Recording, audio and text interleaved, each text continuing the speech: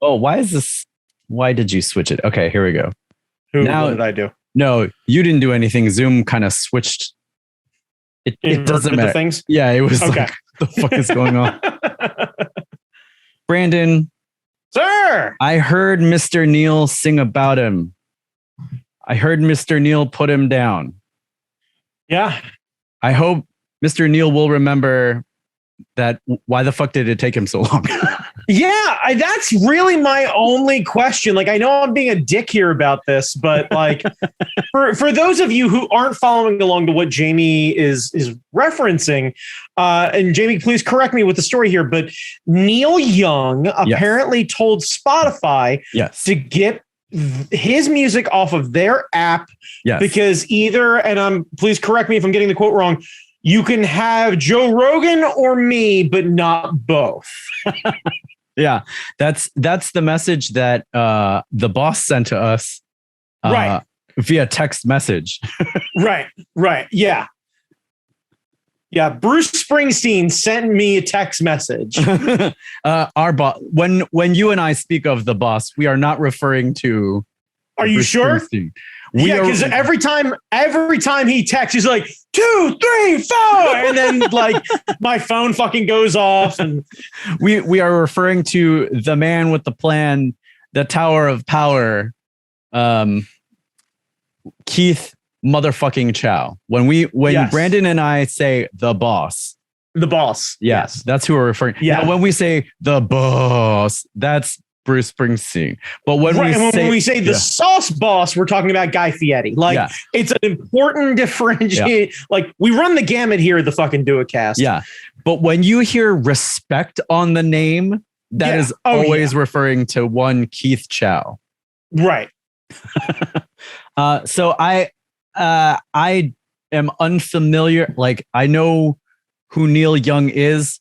I know that one of the band members of Skynyrd was buried with a Neil Young shirt because they had a fake feud about that shit. Because like, right. Yeah. They were, Neil Young wrote a song, Southern Man, dissing the South because of racism. And, right. And the lads were like, hey, we're not all racist. Right. Yeah. And it was a baby feud, but it seems like, and that's all I know of Neil Young. I am not surprised that he has taken this stance. I am just surprised it's taken him this long to get to that point.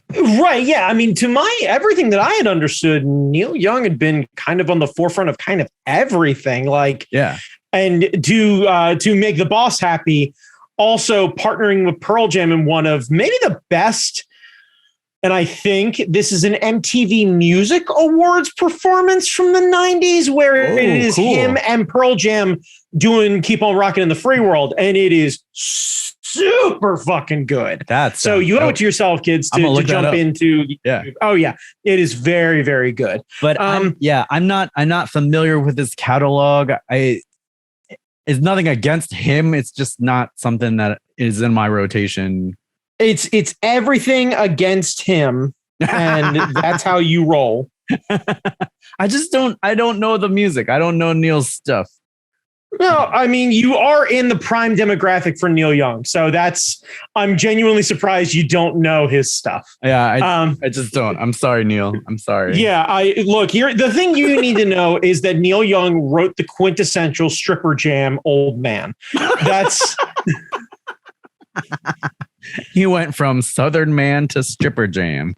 Yep, just put on Old Man and like, you think Cherry Pie's a banger? No, my dude. No.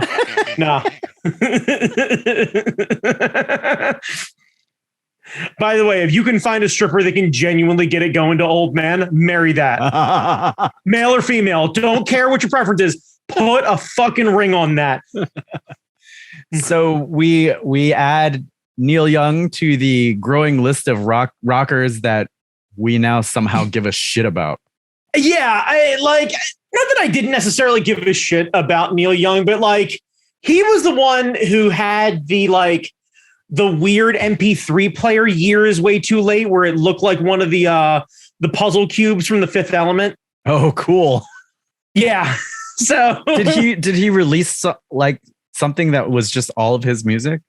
No, it was like a weird. Hang on, where the fuck is it? Or was it like a weird fucking brand deal or some shit? Like that? No, it was like it was like its own standalone. Hang on, Neil Young, MP3. No, let's see, music device maybe. I seem to remember him pushing some sort of weird. Let's see, limited edition, the Pano limited edition.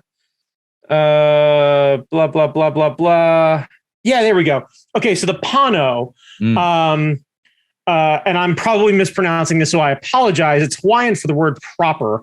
Was a portable digital media player and music download service for high resolution audio. It was developed by Neil Young and his company Pano Music, which raised money for development and yada yada yada. The problem that I remember this is that let's see, production shipments to backers started in October 2014, and then to the general public in 2015. So basically, he created an MP3 player in 2015, and then kind of wanted everybody to give a shit.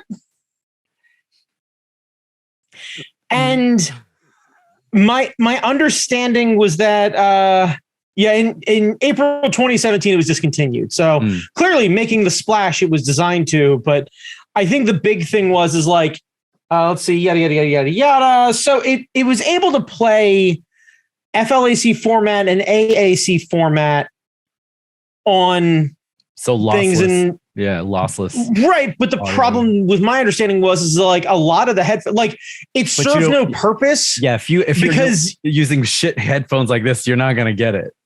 Right. And that was kind of the thing, is like nobody is going out running around with the headphones that you would need to be able to actually catch the clarity to make that thing worthwhile. Yeah. And if memory serves, it was like, I don't know, $1,400 or something like that. It was something fucking ridiculous for an MP3 player. I ain't doing that for an MP3 player. No, it was a whole thing. And I remember seeing it and being like, all right. And all I remember thinking is there's a market for that, but I'm not sure it's big enough to actually do anything. I guess you only need to sell a couple. Well, I mean, it's much like, hyper cars or what have you. Like, so long as you price it high enough, if you sell there are rich fucks out there that will absolutely buy a thing just because it feels like the best and what have you. It's just like, that feels like not much of a cross section of people who commute constantly and want something like that. Cause like you can't use it in your car. Right. Like, I mean, you can, but fucking why? Yeah. And then the like commuter thing and then the audio file and the two of them being two perfect circles atop one another with a ton of liquid cash. Like, okay. I feel like we're talking about one in every, I don't know, 100,000 people who ticks all those boxes.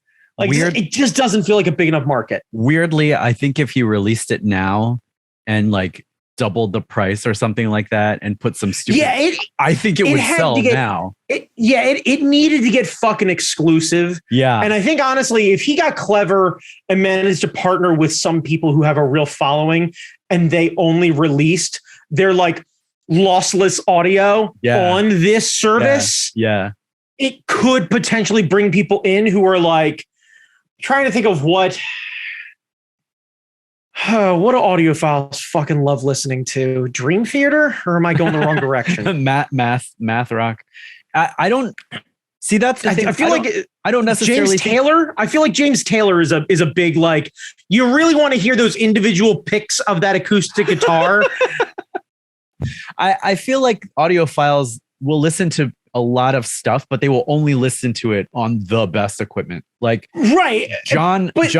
Colleen's John is definitely an audiophile. Like, he has the gear and his taste in music, like, they run the game. But it leans way, way heavier. Like, he's not, as we talked about him last week, he ain't putting on John Mayer. No. Like, no.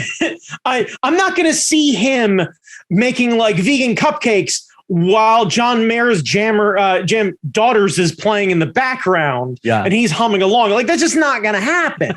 It's not a shot to anyone across the gamut who would pick that up and be like, hey, like, not a judgment, but like, that ain't his wheelhouse. Yeah. And I feel like that's kind of where my head is like, you tend to get real fucking eclectic when you start to become an audio nerd, because you're looking for something that doesn't usually get picked up. But yeah, I feel like there are enough of them now that would drop the bones for that, because like, I don't know. I feel like there's some, he was either too late or too early. I think he's the wrong dude. Like, yeah, maybe you need a Kanye to put that out there. The problem is the people who actually put that out there is will.i.am. Oh no. Right. And that's what I'm getting at is like, it's that cross, like you need the fucking like Yeezys. Like you need somebody who's going to release a limited edition sneaker to also be like, hey, so you can only listen to the new album on this. It's $900. Fucking album's a banger. But you won't know because you ain't hearing it anywhere else. But yeah, I feel like in the era of NFT, this type of device is perfect. Oh, yeah. This is perfect. Honestly, like, how has no one created one of those like rotating digital picture frames that only will show NFTs? They have those. They have them, of course. They have those. They have those. Yeah, you know what they're called? Old iPads. That's what they're called. I think there's a billboard in New York that cycles through them or something like that. I don't know. Sure. There's something like that. There's something like that. I mean, just give away the fucking everything, but whatever, you know. It's fine. Now it got depressing. All right. Yeah. Just now. It got depressing. Yeah. But anyway, I guess I'll play some Neil Young on someone else's. I have Spotify. Fuck. Where do I find his music now? Everywhere else. Yeah. YouTube, Spotify.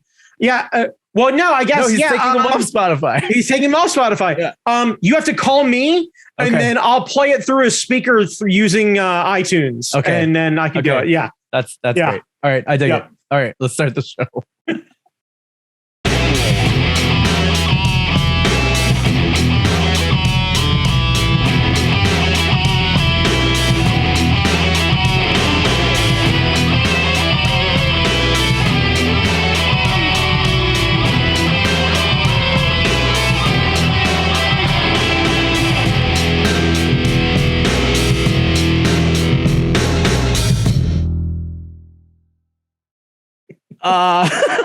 I don't have a prompt, Brandon. But tell the people who we are. Maybe in your best Neil. No, I don't want to mock the guy. That's not okay. That's not okay. Do you have does he have like a lyrical way of presenting his lyrics or something? I don't know. What is a Neil Young way of? I don't know. No. Like, what about a Skinner? How about be like Skinner? No.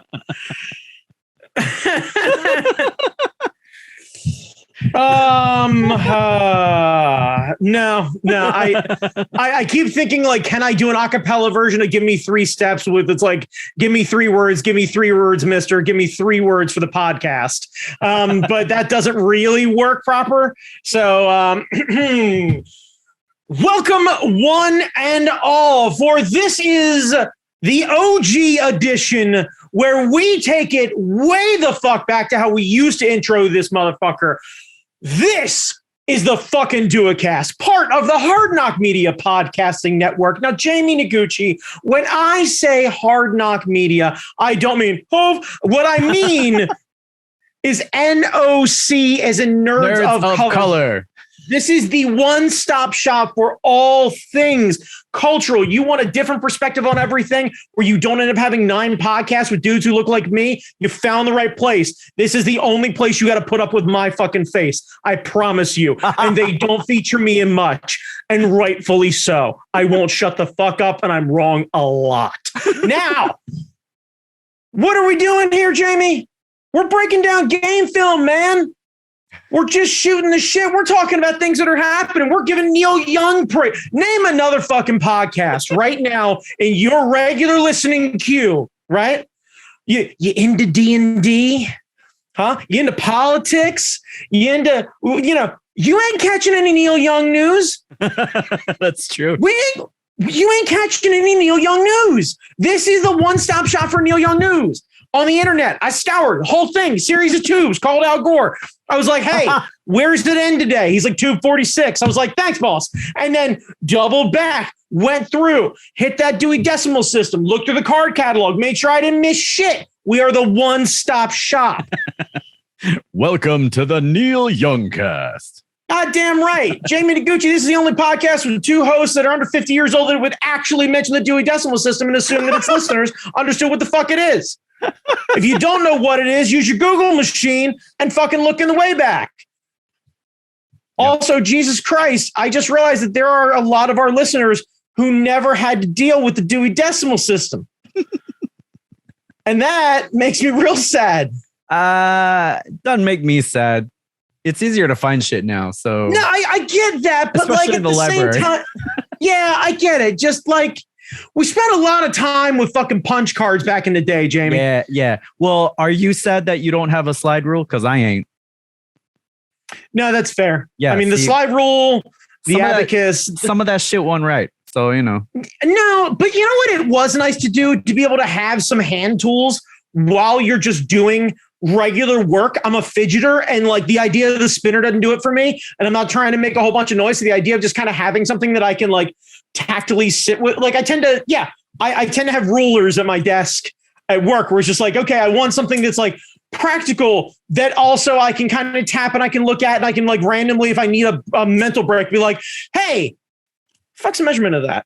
And just be able to like, haha, yeah. Just get a knife. Yeah. Just get a knife. You get a knife. Yeah, I know. You got to remember, I work in an office with other people. Just randomly brandishing a knife is not the sort of thing that a dude my size should do. I have to try and make friends, Jamie. Well, you can get one that has like a comb or like a ruler on it, or like that's totally going to make everyone super comfortable. When I decide to just fucking butterfly the thing out and then run the comb through my thick hair as I watch my balding coworkers be like, you know what, double fuck you, my dude.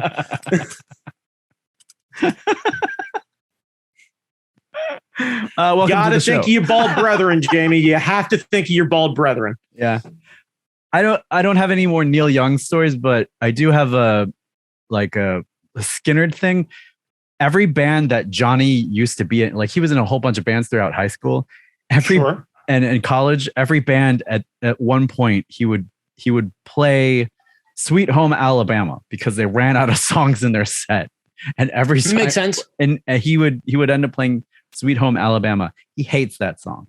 Why does he play it? I don't know. Or does he hate it because he played it too much? I think it might be because he pid it too much. But like like if we're noodling around and I'll just sneak in that D chord, right. He's like, what are you doing?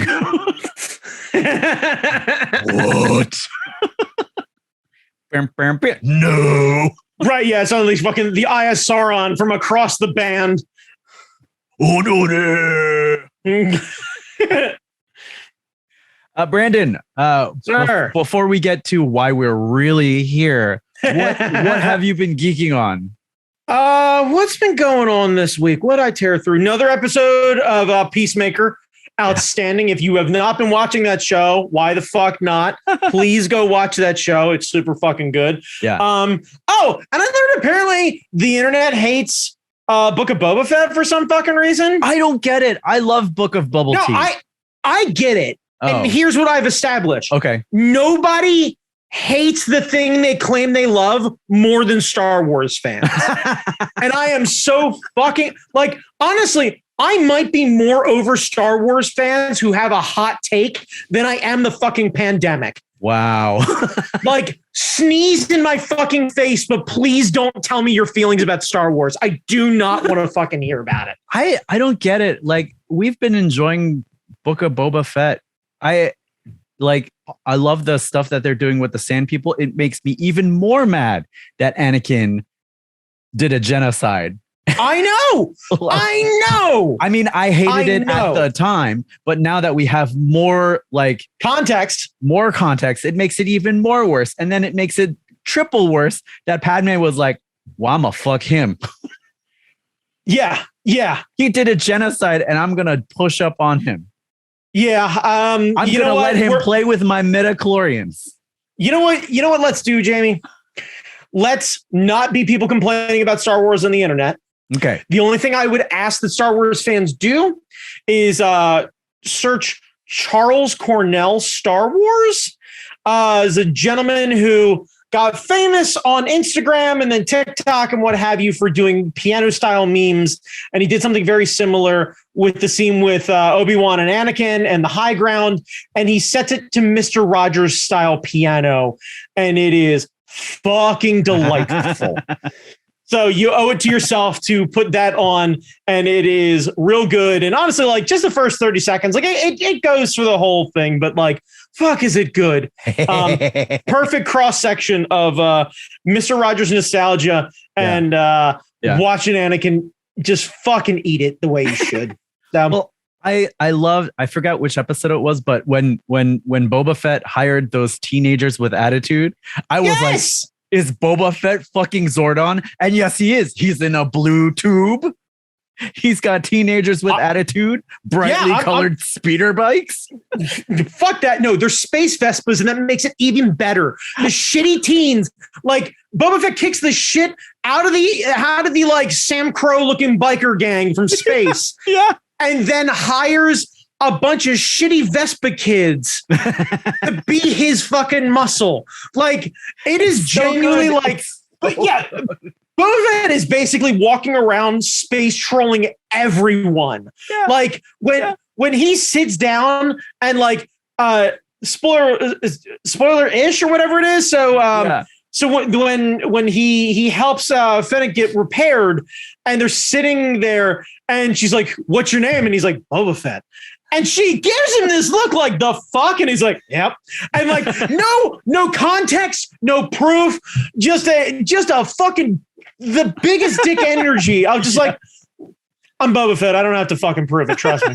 I'm Boba Fett. Like, just, and anybody who is that, right? Cause like, it's Jason Momoa, the energy. Like, because he could walk up and you might not recognize him, and he'll go, I'm Jason Momoa. And you'd be like, fucking sure you are. Sure you are. I mean, like, I love it. You have the space haka, like he's doing the haka with the Tuskens. Yes. With the sticks. Yeah. Let's give it. Yeah. Come on, people. And you got a big Wookiee, a big, angry, mad Wookiee. You get knuckle dusters. You get a pink.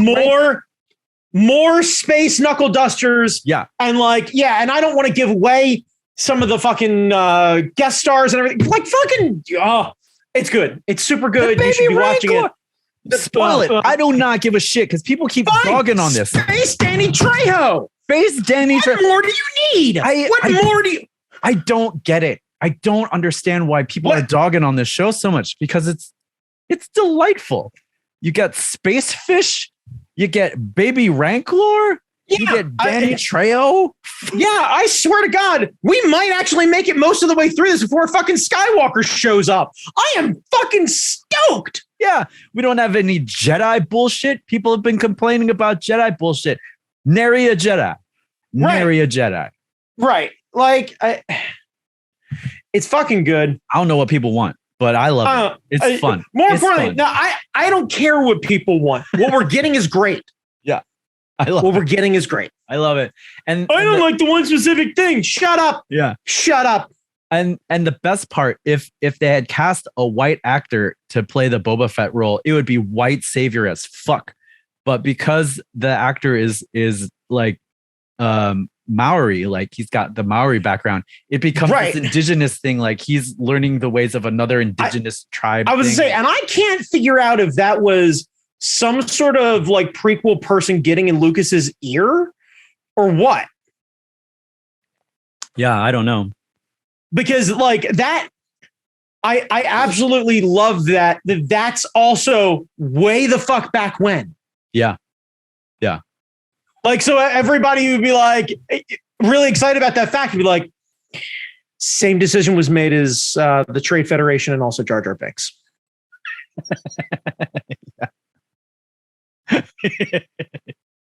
Blind squirrel, or just we took a win and we took a loss on the others. Like, what do you think? Yeah. What do you think? Yeah. Do you feel now that we see Boba Fett years from now and all the cultural impact and everything else like that, do you feel like shitheads for threatening the guy who played Jar Jar Binks? Do you? Oh yeah. Yeah. No, they don't, because they're fucking neckbeard ass Star Wars fans. Fuck them. Yeah, but I don't know. I like it. They're doing new stuff with Star Wars. They're doing new stuff with old stuff. So it's kind of cool. I like it. I dig it. Yeah. It's a tribute band. Fuck. Yeah. It's a nice cover. It's a nice cover. Right. Yeah. Right. Yeah. Like it's yeah. Well, you know what it is? It's when Queen got the new singer. What is it? Adam Lambert? Oh yeah. If Queen came out with new music, everybody would lose their shit. Right. And that's all you fuckers want. You just want to see the same shit over and over again. Yeah. Yeah. And I think if you let them stretch their legs, they can still play. Yeah. I mean, don't give Brian May a fucking microphone, but like let him play. Yeah. And you got motherfucking Mulan with the motherfucking sniper rifle. What's wrong with y'all? What more do you want? You got a Disney princess, a Star Wars assassin, and a Marvel hero, all in Bing Na Wen. What the fuck else do you need? You literally recreated the entire rant that Patton Oswalt got into in Parks and Rec. Yeah. You fucking nerds got absolutely everything. You picked a champion, you let him rant, you shared it like crazy, and then it happened, and you're like, it wasn't exactly right. And it's like, fuck you. Yeah, like what? Fuck you. What do you want? That they should just, and I don't know how much they take into account the fandom. They should fucking ignore them because they don't like it when you give them what they want, and they don't like it when you don't give them what. So just do what. Walk off the fucking plank into the Sarlacc pit yourselves, you fucking incels. Yeah, just Jesus. Do whatever the fuck you want. Do whatever the fuck you want. Star Wars. Right, whatever. Fine, cool. There's a Twitter. Please feel free to hit me up in the comments about how wrong I am. I'll give you my address. We can discuss it. But there's like a Twitter thing like, what would you do if you woke up tomorrow and you were in charge of Lucasfilm? I'd be like, do whatever the fuck I want because you can't please anybody. You can't please anybody. So just make some new cool shit and shut down all of the social media. That's what I do. First and foremost, right out of the gate, shut it all down. Shut it all down. I would absolutely find something else for everyone who has been working in that department so no one has to lose their jobs. Please understand, I am not trying to put anyone out of work. But Twitter is a hellscape. Fucking nuke it from orbit. And frankly, you can release things in a traditional manner using things like YouTube or whatever it is. The nerds are going to come running. You have an evergreen product. You do not have to placate to these fucking assholes. Yeah. You don't. You fucking don't. No one is going to fucking turn on Star Wars long term. No one. It will, if you continue to make content. If I've learned anything, they built a fucking amusement park about it. Like if they manage to get through the Christmas special in the 70s, you can't fucking hurt it. Yeah. And the thing is, like, Star Wars was a new thing and people didn't know how to take it when it came out. Like, and now there's no more space for that kind of shit. Right. Yeah. Like, but seriously though, they got through the 70s. They got through the Christmas special. They got through the fucking remasters or whatever it is, and everybody lost their shit then. They got through the prequels and everybody lost their shit then. Then the new ones happened and everybody lost their shit then. And what is it? Rogue One came out. Everybody was like, where's all the Jedi? I don't understand. I don't like this very much. All political drama. It's like, fuck off. Fine. We keep giving you the shit that you say you don't like, and then you're like, I don't like this either. And like at a certain point, please understand, you are a fucking toddler who's decided that you are on a no train, and I will sit here and we will watch The Force Awakens until you fucking finish this movie, mister. You hear me? I don't care if the movie's cold. We're going to keep watching it. Yeah. You're going to eat your peas, and we're both going to agree that Rey's great. Yeah. And you're not going to get up from this table until you do. Yeah. Like, just, no, I'm good. Yeah. Anyway, yeah. So. Goddamn Star Wars. Book of Bubble Tea is great. Fuck y'all.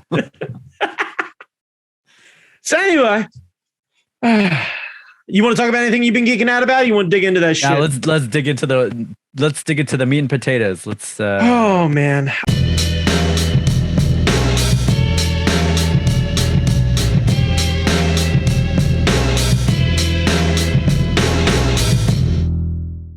So I'm sending you a video. Okay. Oh.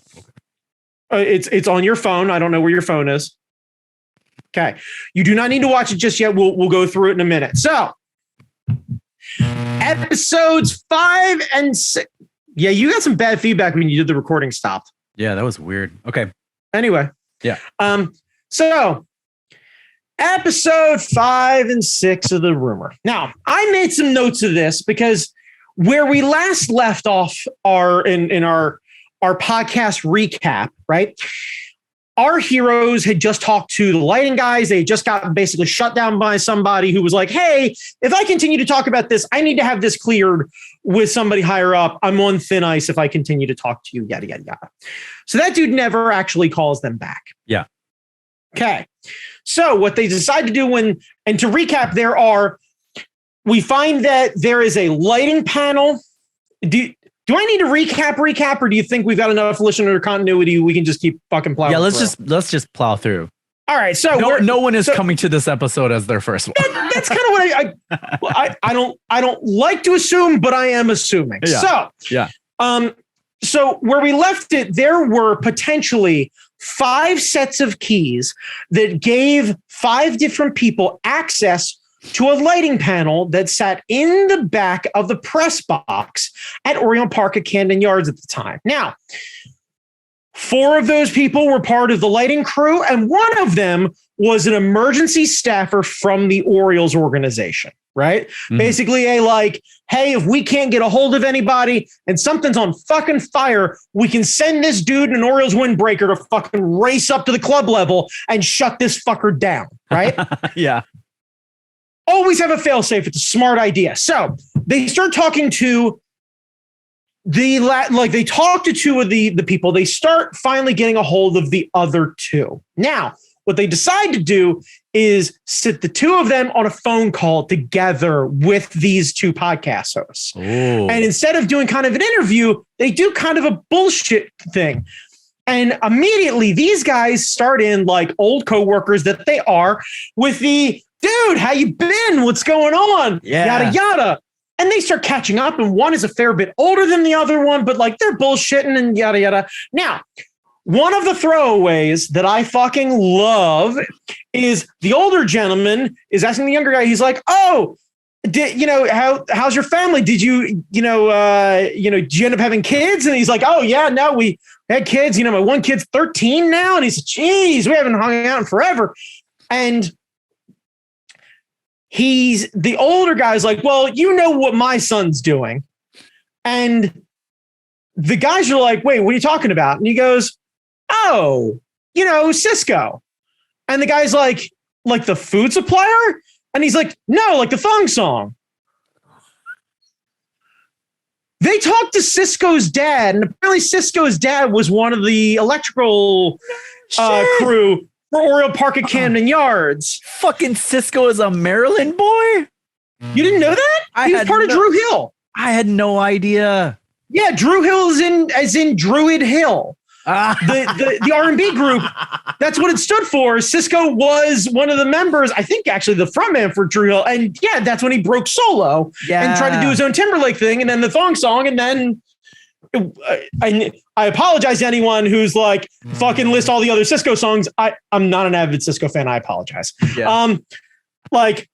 Dude seems perfectly fine. Just I never thought he did the thong song, and I was like, this is fun. And then no other follow up, and that's on me. So I apologize. But a fun throwaway Baltimore fact of Baltimore gonna Baltimore. I assume you're checking connections and unplugging things. Okay, cool. So I'm gonna keep moving along. So they talked to these guys for some time. And when they talked to the last set of lighting crew guys, there was a huge rigmarole style story where basically the explanation for what happened is the old style lights before they were switched to LEDs were some sort of old style, like fluorescent or like wire tube, like a traditional light bulb. And when they're that large and you get that many of them in a panel, they end up vibrating and creating a lot of noise. Like you can actually hear the lights. That's how loud they are. So the vibration apparently caused one of the screws that was holding down the panel to slowly back itself out and hit one of the wires and blew the whole fucking panel. Oh, wow. So apparently they go back in and, if memory serves, they said that like they changed the way that they handle their maintenance, where they go in and like hand tighten all the screws in the off season and like Jesus Christ. They also tell me that like once you're up there, you're in a 5-point safety harness, you're 200 feet off the ground. Like, if you've ever gone to Orion Park and looked up at the lights. Nuh-uh. Right. I ain't going up there. I ain't going up there. Right. And we're talking about down the first base line. So, like, when you walk right in, like, you are fucking there. Right. So, the lighting going out is now corroborated by all 4 technicians. And they are like, well, fuck. I mean, that explains why the lights went out. All 4 technicians are singing the same story. Nobody, like, only the one guy got real cagey about it. I'll explain that later. But like, this feels like a realistic thing that happened. Everyone talks about what it took to actually get it repaired. The one guy tells a story about how, like, and a reminder of how dated this is. The younger guy of the crew apparently got called back into work when this went out because he was at a Best Buy talking to an employee about a mini disc player. Right. So like, that's how fucking dated this shit is. All right. So apparently what they end up talking about afterward was that some of the players, because they decide, they're like, okay, we're at a dead end here with the lighting. We have a reasonable explanation. We might not necessarily believe it, but all people involved that we have the ability to talk to, they talk to the engineer, they talk to the person who created everything, they talk to the head of maintenance, talk to all 4 maintenance guys. They confirmed that the other 2 maintenance guys weren't even in the fucking building. So like, we've got the firsthand account of the people who physically repaired it and are willing to corroborate it and tell the same story, where they're both up there in the fucking thing, and they would know better than anybody else, right? Like, in theory. Because the guy that they talked to that told them this story initially was their boss. So like, we've got their boss telling the story, and then the 2 guys who were actually doing it telling the same fucking story. Yep. So, okay. So we have corroboration. Now we have, and to double back, we're now knocking down some pins, right? So we can't get a hold of Cal, but we know Cal's statement and never fucking happened. We can't talk to Kevin Costner, but Kevin Costner's like, it hadn't fucking happened. We tried to talk to Kelly Ripken. She won't fucking respond to us. Okay. Cal's lawyer also turns it down. Okay, cool. The lighting guy turns it down. The sports radio guy says, he thinks he heard something, but nothing's really true. We can get no one to corroborate it. They're trying to work all sides of this. And then they're like, well, wait, there was a whole other team at this game. Yep. So they decide to start contacting the Seattle Mariners. Now, the Mariners will not talk to them, but what they managed to get a hold of was the guy who was in charge of the beat report for the Mariners at the time. So this is a guy who has access to the clubhouse, a guy who talks to the coaches, the guy who is on a first name basis with all the players. Like, we've got somebody on the in who also takes meticulous notes because he's a reporter. And he keeps all these notes because he never knows when he needs to go back to access them. Right? Like when a podcast comes calling. Like when he decides to write a book, like when somebody has a reference to something, like when he wants to be the end all be all knowledge for all things Seattle Mariners. Like, he has firsthand account. That sort of longevity means he gets to keep his fucking job. Like, I get it. Totally understood. So in the 90s, the Orioles and the Mariners had themselves a bit of a rivalry. Now, where this started, apparently, is in 1994. They were playing in Seattle. In the outfield, I believe, and please, I'm paraphrasing here, but work with me on the big parts. We're playing, Orioles are in the field, and a ceiling tile falls from atop the dome and crashes to the ground. The ceiling tiles are 15 pounds each. Ooh. Now, I don't know if you've ever been in a domed stadium, but we're talking minimum 150 feet in the air. And that crashing to the ground is a fucking thing. Now, when this happens, the Orioles players call timeout. They talk with the umpires. They make it very clear, even though the Mariners were like, fuck it, quit being wussies, go and play. O's are like, fuck you, no. And they stop the game. Okay. So now we've got a bit of animosity here where they're not happy about it, right? Smash cut. And for kind of comparison's sake, I'd like you to watch the video, Jamie, that I sent you. Now, what Jamie is about to watch is a video of pitcher Randy Johnson. Pitcher Randy Johnson is better known as the Big Unit. He is 6'10". And the video that Jamie is watching, if it'll ever play. It's playing now. All right. He is going to watch Randy Johnson throw a pitch, watch a bird fly down in the middle, a mourning dove, and that bird turn into feathers in midair. Oh my God. In front of a live crowd. Oh my God. Randy Johnson throws hard enough that he turned a bird into dust. Holy shit. Did that count? As what? A strike or a ball? A strike. I think it's a ball. I think that's a ball at that point. That's a ball? I think that's a ball at that point. Yeah, that's considered a wild pitch. That doesn't... Holy shit. Right. The audio for that is great, by the way, later on, if you watch it, because you see like the regular crowd noise and all of a sudden you just hear whap and the whole crowd go, oh, like, fucking great. Now, oh my God. Right. So, all right. That is that's a cannon is what that is. That man throws well over 100 miles an hour. Yeah. Right. And again, 6'10". That is someone you want on your side in the apocalypse. That is the tallest drink of water. No, I don't want that sort of height on my side. He stands out in low cover. He's not going to be very fast moving. Like, he's great for throwing baseballs, but apocalypse shit? No way. He's just too slow moving. It's like having a giant. Like, poof, poof, poof, poof. No, man. No. So you got to understand. He's not going to have that sort of gas long term. And like a giraffe, he's got to make himself way too exposed to drink anything. Like, he comes way the fuck down. No way. Anyway, so audience, it is amazing. Like, fucking, it's like, it's a blur, and then if you want to watch what Jamie watched, search on YouTube Randy Johnson bird. That'll get you there. Anyway, yeah. It's a wild thing to take in the first time. I love that was your first time seeing that. I grew up with that. So like, I remember watching that live when it happened. So I've had a lot of years to fucking deal with that image. Anyway, so Randy Johnson is pitching a few years later. They're taking on the Orioles, I believe. They're in Oriole Park at the time. And I think Mike Mussina, I believe, is pitching at the time. Prominent Orioles pitcher, moved on to become a Yankee.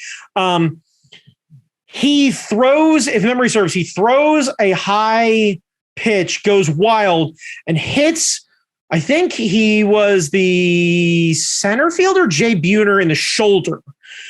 Buhner removes his helmet, charges the mound, and as Buhner is getting ready to tackle him, Moose grabs him and starts punching him in the back, and both benches clear. They fight for what feels like 10 fucking minutes. Oh my God. Like, officials have to be called to pull them apart. Cal Ripken manages to get hurt in the scrum to the point where he almost couldn't play the next game. They almost ended the streak by trying to fuck Cal's leg up. Oh my God. Right. So Jesus Christ. Right. So the rivalry's going hot. That sounds like the Jets and the Sharks. Like right. So rivalry's going hot. Both teams are doing very well. They play regularly. Like, this is a whole thing. So now we've got the game, the infamous game, right? Now, if we're going to assume everything being equal, Cal never sees Kevin Costner fucking his wife. He comes into the stadium regular time. He's ready to fucking play. All the other boys are suited up. Everyone's ready to rock and roll. Boom, bam, lights go out, right? The guys get to working, right? They get a bunch of the lights repaired, and they've got 18 of the 32 lights in the bank aren't working, right? In one bank on the first base side. So we've got one bank of lights. If I'm not mistaken, there's like 5 banks of lights across the entire first base side. One bank of lights, give or take half of them are out, right? Should not be enough to hold this up. But the problem being that it takes time for them to get them up to that point. Mm-hmm. And it takes time to communicate back and forth. And in the meantime, what we end up having happen is we sit down with our podcast guys, and they talk to the head umpire, Al Clark. Now, Major League Baseball umpires are notoriously quiet, and they don't talk about their time and everything else like that. Al Clark, on the other hand, and this does not lend to his credibility, but I don't understand what he gained by saying what he says. He got wrapped up in a whole thing with sports memorabilia where he authenticated a bunch of balls that weren't actually true and ended up doing, like, I think 4 months in prison for it. So he did time for this. He has a permanent record. He may be an unreliable narrator, as they say. Yeah, give or take. But like at the same time, what does he have to gain by this? Because once I tell you the whole story, I don't see what he gains other than being able to tell a really great story. So Al's going back and forth in between the two dugouts, and they're negotiating and trying to figure out what they want to do and how comfortable the players. And the way that players work, at least at the time, is the players union had one player on each team be a be like a team representative. Yeah. And the idea being is that this guy is supposed to basically be able to bulk management and Major League Baseball and everything else, and basically speak for the entire team and go, no, fuck you. The Seattle Mariners don't feel safe right now. We're going home. Like, they have that ability. They are a union. The players are a union. They act on that behalf, right? Same thing with the Orioles. They have a representative. So the ump is going back and forth, and the ump apparently goes and talks to the Mariners. And what he tells them is he's like, hey, guys, so for the doubleheader, would you rather play a day-night combo or a night-night combo? I don't know what they decided. Doesn't really matter. But according to the ump, that's how they took it, was worded just that way. So we go back, he goes back to the Orioles, and by the time he goes back into the Mariners to let them know that, hey, we're all in agreement, we all want to play, everything's A-okay, half of the Mariners have already showered and gotten dressed. Because what they took that as is, we've scheduled when the doubleheader is, we're done playing for tonight. So now we've got a bunch of players who apparently, same guy, Jay Buhner, the one who got tagged in the shoulder, apparently was sitting out, hanging out in the dugout in all of his clothes and a cowboy hat, just drinking a beer. So apparently, when they said this, a bunch of guys got a shower, a bunch of guys started drinking. Because fuck it. And that includes Randy Johnson. By the time Al Clark, the umpire, got back into the Mariners bullpen, clubhouse. That's the word I'm looking for. Mm-hmm. And started talking to the manager of the Mariners, Lou Piniella. And he's like, hey, we're ready to play. And Lou's like, look, man, Randy's the pitcher I got ready for tonight. Randy's still loose. He's still ready to pitch. But if I'm honest with you, Randy's 5 beers in. So, you want him to throw? Now, Jamie, the reason I showed you the video of him killing that bird is I'd like you to think of what that guy can do when he loses a little bit of control. Right. What happens to those 100-mile-an-hour fastballs? Yeah. We're about to quality test the fucking batting helmets is what we're about to do. Oh, yeah. So apparently the ump goes back to the Orioles clubhouse, sits down with Cal, Mike Mussina, and Brady Anderson, and is like, hey, so they're ready to play. Randy's still going to pitch, but in full transparency, because they made it transparent to me, Randy's had 5 beers. Brady, and now the umpire said he really cleaned this language up, but basically what Brady said is, fuck that, no chance. Because Brady doesn't want to die. Yeah, I do not blame him. So that's why the game is canceled. They give the bullshit excuse of the lights because they don't want to put Randy Johnson on blast for being too drunk to play.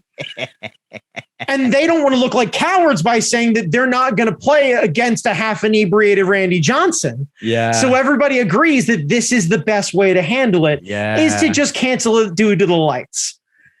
There is no conspiracy. It's egg on both teams' face. It looks unprofessional as fuck. Sure. But so much like that one guy said, like, hey, it's not going to be as salacious as you want.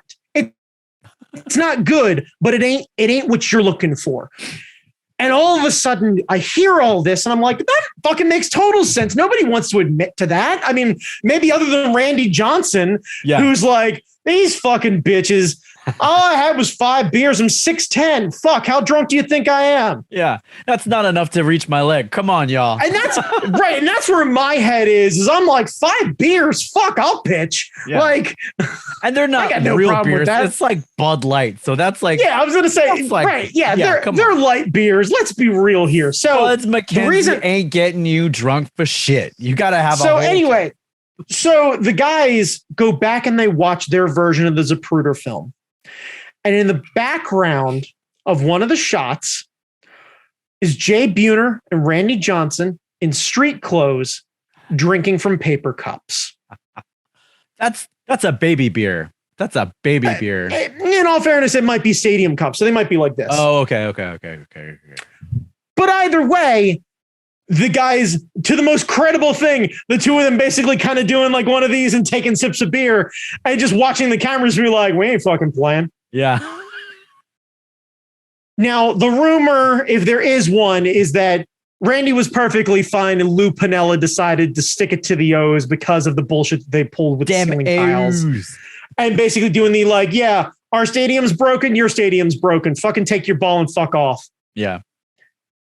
I don't really care if that's the case. That's not really much of a rumor. Honestly, I think the story is much better than petty bullshit from the Mariners. But it would seem to me that if you had a mat on about an opposing team, you would want to fuck them up any chance you get. Home team at their home stadium and beat the shit out of them on the fucking diamond. No. At a certain point when your boys are already showered and not fucking around, I get the idea of having the response of, fuck them. They can play 2 games tomorrow. Because if the Mariners go and they leave and they're half lit and they go have fucking Roos Chris and then hang out in the hotel, they're rested for tomorrow. They're ready to play 2 games. Oh, that's true. The Orioles are fucking pissed off. Imagine we've done this. The Otakon show for Art Fight when we got cut early. How fucking mad I was for hours because you took that shit away from me. Yeah, that's true. The idea of we all came down to the stadium, we all got prepped, and you all going to be bitches over fucking 18 light bulbs? Fuck, come on. That's true. That would be worse, I guess. So I can understand mental the premise games. Of mental game. Right, of just, fuck them. So that's the story. Now, I learned all of this 15 minutes into the last episode. Oh.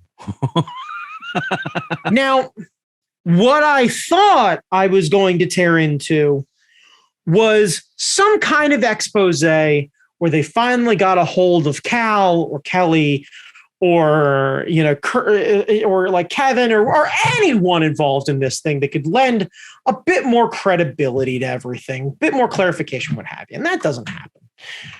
What we get are two grown men basically writing love letters to baseball at this point. And I can't stress this hard enough because I listened to all but the last 10 minutes. Don't do it. Don't do it. Like at minute 15, turn it off and be like, that was a fun story, and move the fuck on. Don't do it. Now, I'm not going to dig into the details of all of this shit because I don't want to give them credibility for their fucking sad short stories. And I know it's silly of me, of all people, to give someone else a hard time to fucking put their laundry out there and yada, yada, yada. But we went through 5 1/4 episodes of, naked Kevin Costner and chasing the truth and yada, yada, yada, yada, yada, yada, yada. Yes. Just to end up with one guy talking about how much the Orioles meant to him because the year the streak ended is the same year his parents got divorced. Jesus Christ. Oh my God. And I was like, well, that's fucking sad and coincidental, but okay, sure. And like, please understand, he pretties it up and goes on for probably the better part of 20 minutes about this. And, okay, fine. But that's not what we're here for. No, that's not what we're here for. And I get into the second guy, and he explains how he grew up watching the O's and he emulated them. And right. And Eddie Murray was his favorite player, but he played shortstop. So he emulated Cal and he did things all Cal's way and yada, yada, yada. And he's at a party with in high school with a bunch of his friends, and he finds out that the Orioles are doing a walk-on tryout in Ocean City. And OC? Danny Ocean. So his ex-girlfriend, who he is very much still in love with, big fucking surprise, finds out about this and is like, hey, get your glove. Let's go. I'll take you to Ocean City. He doesn't have a car. She's like, fuck it, I'll take you, right? They drive through the night. He's all ball and nerves. Not, will something happen when we rekindle our romance? Yada, yada, yada. No. He goes, he tries out. He sucks something fucking awful. They kick him off before he even gets to fucking go and bat. Like he talked about how his 40-yard dash was so slow. The other guy stumbled, fell over, and still managed to beat him. So like, Jesus Christ. Oh, yeah, he did not deserve to be there. He came back. He talked to the ex-girlfriend. She's like, how'd it go? He's like, it went really poorly. He jumped in the pool. Smash cut to him talking about how they apparently went to like NYU together. But like not really together. And then a couple years later, as tears start to well up, and this is where it becomes a very sad short story, and he ties the Orioles in to the saddest lost love of his life. She ends up passing in a car accident in 1996 during the height of the Orioles. And all he has are memories about the tryout and how she was willing to drop everything for him. And I am in the car listening to this on the way home today, and I am shouting at my fucking radio. Shouting. Okay. If you were in the car next to me, okay, here's what you heard. Ready? No, that's not how you take things away from things. No, you can't just combine two things together. You can't just Reese cup reality. No, fuck you, no. Click. Now, I decide to end it there because what the fuck? You want to be serial looking motherfuckers. You have the audacity to try and fucking bring out this. You compare this to the fucking Kennedy assassination. And then they had the audacity on top of it to fucking talk about the lore and the great part about conspiracy theories and how they give us hope. No. Like, I am so fucking mad. Like, between the podcast themselves and recording this with you all, 9 hours of my life, and I want them fucking back. I might have to send an invoice. I might actually send an invoice. Oh, Jesus Christ. And I'm sorry I took all of you down this fucking road with me. I thought we had something kind of fun. When you left it last week, I thought we were going to dive into the Mariner side of things. And it was just I thought we were too. And that's why I was really happy when we did. And then I looked at the fucking podcast counter and I was like, boy, howdy, that's 14 minutes, 46 seconds. And there sure is a whole nother like 45 plus minutes of this motherfucker. Uh-huh. What's going on? And then we start in and man, I just... Baseball. Basu Boru. And this is what makes me mad. Like, because we have done so much. The fucking dude with the divorce thanked Cal for being a constant in his life and called him a god. Called him a god for showing up to work. Cal's claim to fame, real claim to fame, is making sure that no one took his spot. Yeah. He got a gold medal in selfishness. Yeah. This is the guy. And he's got a couple burgers named after him. Yeah. Sure, great. Like, and don't get me wrong, there were quite a few years that he was in the All-Star game, and he was absolutely one of the best players in the game. And that's great. But nobody fucking jerks off like this for Ken Griffey Jr. And that dude had a video game. Like this I'm so mad at myself for fucking getting invested in this, because like at first all I could think is this is going to be some like tabloid fodder TMZ level shit. Yeah. But it's real local, so I'm like, fuck it, I can get into this. Yeah. Like I gain no facts. I don't become a better person by listening to this, but boy, howdy, was I not prepared for how much not a better person I was going to be by the time I got listening to this. But oh, Jamie. I wasn't aware, my dude. It's about the journey. Turns out. You ever been to south of the border, Jamie? No. The rest stop? I've driven past it because it looks like a disappointment. Yeah. I've taken a road trip to south of the border for fun as a joke. And the trip was fun. And then I got there and I was like, wow, we should have picked somewhere else to go. Yeah. This is why I never went to the Creation Museum. Because all I could think is like, cool, I get to like have a photo of me atop a Triceratops with a saddle on it. And I'll buy a cowboy hat and I'll get the big picture. And then I can think is, and then I'm in the middle of Ohio staring at a fucking ark. And what do we do then? And that's not worth dragging my friends fucking 9 hours in the car. It's just not. No. This is... So we're going to mash two things together that shouldn't be mashed together. This is how I feel about the vaccine. What do you mean? The hope and the like. So your first part and your second part of the review had me excited that there was hope, that there was something good at the other end. Then we get to the end and it's just like, well, this is nothing. Yeah. And that's how I felt. Like we're doing what we can do. We're staying away from each other. We're staying inside. We're doing all this stuff, and we're gonna get the vaccine, and a whole bunch of us are gonna get the vaccine, and we're gonna knock it out the park. And I still hate a whole bunch of people, but we're still gonna be able to see each other and stuff. And now we're kind of at this part where it's everyone's now saying, "Yeah, we're just gonna have to live with it," and I'm just like, "Oh, yep, oh. Yeah." I at the risk of being the bearded white guy that I am, I kind of assume we were going to get here anyway.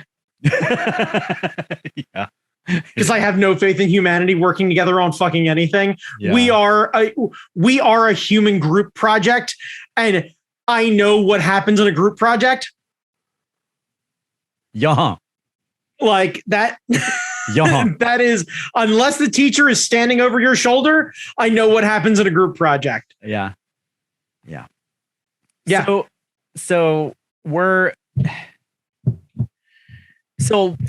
these last two episodes of our podcast have been very entertaining. I appreciate that, and I'm glad that someone is going to get some fucking entertainment value out of this fucking podcast. Not ours, theirs. Yeah. Did you get any insight into anything? Did it shore up your enjoyment of baseball? You know what? In a way, yeah. Yeah. Because, well, there you go. The back and forth that I learned, or at least I believe, given the umpire's account of everything, feels like an actual story between people and a fun baseball story that gets kicked around in the locker room. Yeah. Like if the lights went out before, like if the lights went out now, right? This year, guys are playing, they're sitting in the clubhouse, whatever it is, they're taking on the Mariners for some reason, lights go out, and all of a sudden, you know, one of the senior coaches that happen to be around forever in the Mariners goes, "Hey, want to do something weird and fun? Come on." And they take flashlights and they go over to the Orioles clubhouse and they sit down and he tells the story about that night. And he talks about how the rumor took over, but here's what really happens. Yeah. And somebody brings up the Randy Johnson video on their phone and right. And everybody goes, "Oh shit." Cause I guarantee you there are players that have never seen this before. Yeah. And they have the same action. And this guy goes, "Now, who's the tallest motherfucker you know?" And the guys start looking around and somebody goes, "This guy, he's 6'6". And he goes, "Yep, Randy was 6'10". He had 4 inches on that guy. Do me a favor. Go ahead and grab one of those Gatorade bottles out of the cooler and sit down on top of your fucking head." So that's Randy Johnson. You go, "Jesus Christ, that guy's huge." You go, "Yeah, that's the guy that kills birds with baseballs. And that's the guy who had too many beers." And this is the thing. 5 beers feels like they lied. Because, by the way, when it was repeated for clarity's sake, they said 4 to 5. I think it was more like 8. Yeah, because 4 to 5 on a big dude, that like ain't feels shit. That's a pinky. Ain't shit. Your pinky might My be bet numb. is My bet is these guys like Brady Anderson went drinking with Randy Johnson at one point, and they know 4 or 5 beers? Nah, son. This guy's the Andre the Giant of fucking baseball. Yeah. And we find out 4 or 5 beers is a dozen beers. And Randy's ready to fucking get limbered up at a dozen beers. Yeah. They neglect to mention that he, you know, the keg that they tip over and pour on beer, that's the beer. That's the beer. 4 or 5 of those. He's doing those. Honestly, want to bet what happens? They probably went out drinking with them in Seattle after the game one time. Randy starts crushing beer cans and starts fucking playing William Tell and has one of the other players sit a beer and empty on top of his head. And he fucking wings a soda can at 70 miles an hour and fucking blows that thing off of the guy's head until somebody ends up showing up to the game with a fucking laceration on their cheek because Randy shorted the toss. Oh my God. Yeah. So that's why I'm betting it. That's kind of amazing. Yeah. And that's kind of because like you downplay stories for the public, you embellish stories for the boys. Yeah. And that's kind of how that works. So the idea of at some point along the way, somebody sitting down and saying, "Hey, have you guys ever heard about the rumor?" And all of them doing this weird like campfire style thing. And then we bury the hatchet between the two teams because the power comes back up. The umpires come in, they go, "Hey, nobody's left in the stands, but TV crew's still here. You all ready to play?" And they go, Yeah, we are. And everybody high fives and then separate dugouts and they go play till fucking 3 a.m. Yeah. And that would be fucking great. Because how great of a story would that be for the next team? Yeah. That, if that is the case, renews my faith in baseball. Because one of the things that these fucking cucks do manage to really lock down is the best part and the worst part, and that is my editorial about baseball, is there's no timer. A baseball game takes as long as a baseball game takes. Yeah. Is it 2 hours? Is it 6 hours? Is it 14 days? Like 14, Jesus Christ. Dude, there have been games that have gone days in the past. Right. Now, mind you, that's because they didn't have stadium lights, ironically enough. But the idea of like, you know, I have seen games go into the upper teens of innings. That's impressive. And right. Or it's ridiculous of like, fuck, can neither like, and I've seen it where, you know, you get to the 14th inning and one team scores and then the other team scores and ties it back up. And then we keep going. We're like, we were just fucking here. And I start shouting at the TV where I'm like, y'all play 162 games. You're going to get fucking weird about this one. Like at least football has a decency to shorten the fucking season. Yeah. Like if baseball, and like this is the thing with baseball, because there's so many fucking games, it feels like a game, not a conquest, not a challenge. That's why you can sit in the, you know, in the stands of a baseball stadium and have a beer and a conversation and not worry until you hear the crack of the bat. Yeah. Right. Well, no, crack, fuck. Because everyone who's half lit is worried about getting hit in the head with a baseball because you're going to be on SportsCenter. Know that you're going to be on SportsCenter. You catch one of the dome piece and your natty light goes flying, that's it. You're all over the internet for days. Man. So it does renew my enjoyment of baseball in that sense. Well, that's good. I want to take something positive away from it, but also like I really felt like I saw through, because like the whole argument of these two guys at the end with their whole big diatribes is the guy whose parents got divorced wants this whole podcast to be over and wants the story to be buttoned up because he wants to renew his faith in baseball and he wants Cal to be his hero and yada, yada, yada, and sunshine and rainbows. And the other guy who has his unrequited love is like, I want this story not to be over and I want there to be more. And I want there to be, because he's on a never ending quest to be able to tighten his fucking life up. And now these two assholes are projecting their shortcomings as far as relationships go into baseball and whether or not Kelly Ripken was getting deep dicked by Waterworld. And I think we may have lost the fucking plot.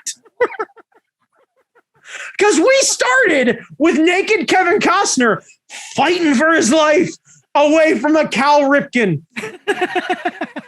And the idea of fucking Waterworld fucking parkour and then just leaping off of a door frame over Cal Ripken's shoulders with his dick just hitting him right in the forehead. Boom. Like that's a fucking story. And that being the thing that drives us to find out everything else. And then that being the thing that parlays it into, wait, is one of the greatest, most revered records in baseball tainted? Sure. Okay, great. Fine. I can get behind that logic too. Let's put Kelly's possible adultery aside. Let's even go as far to say none of that really fucking matters because it doesn't. It's just salacious. It doesn't actually matter. It's just fun. It's right. So let's get into the meat and potatoes of like, is baseball tainted? Yeah. And then when we find out, like, yeah, but only kinda, like in a fun way. Yeah. Because like, if it doesn't have anything to do with Cal's record, and it's just basically one guy staring the other guy down, holding a beer up, going, huh? Fuck around and find out, huh? Yeah. And like. And the other guy blinking, like, I'm good with that. I'm super good with that. Yeah. But we got to get into our fucking feelings, apparently. That's what podcasts are for, Brandon. No.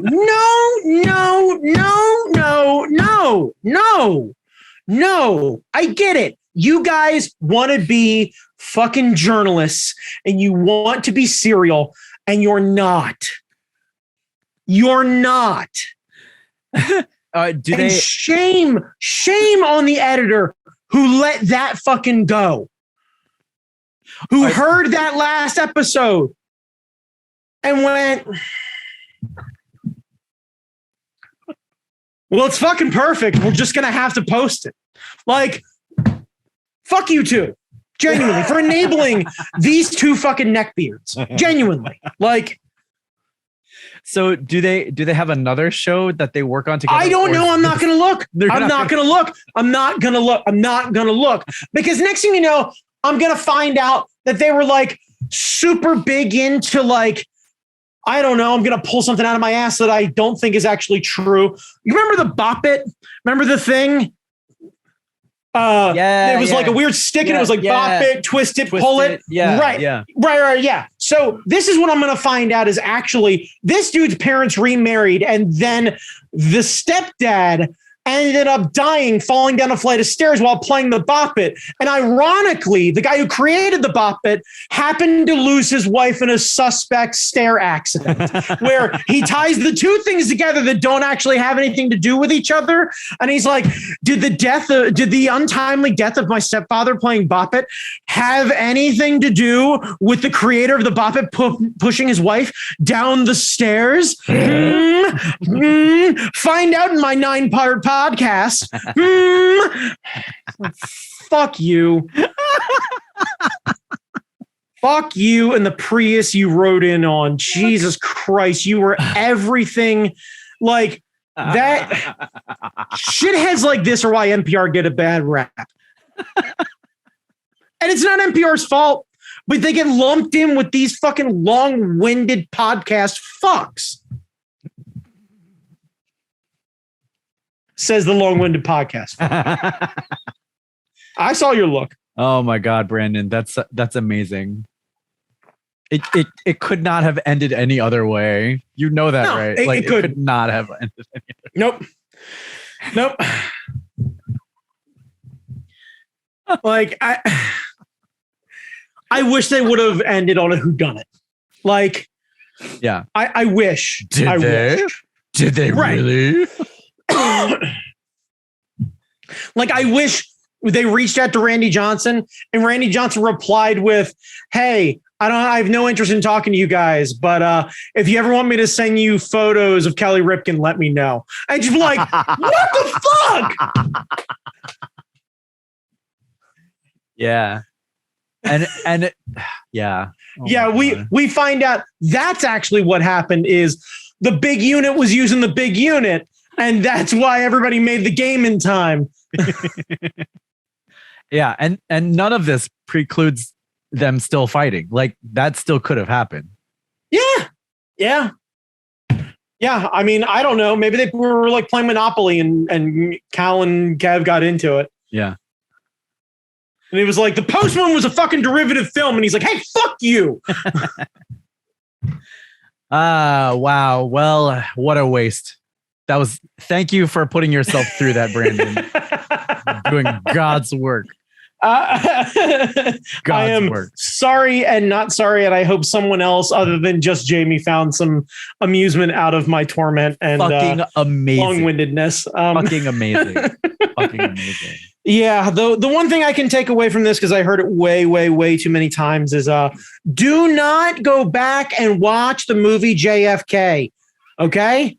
Kevin Costner's Louisiana accent is fucking terrible. It's terrible. Right. Back and to the left.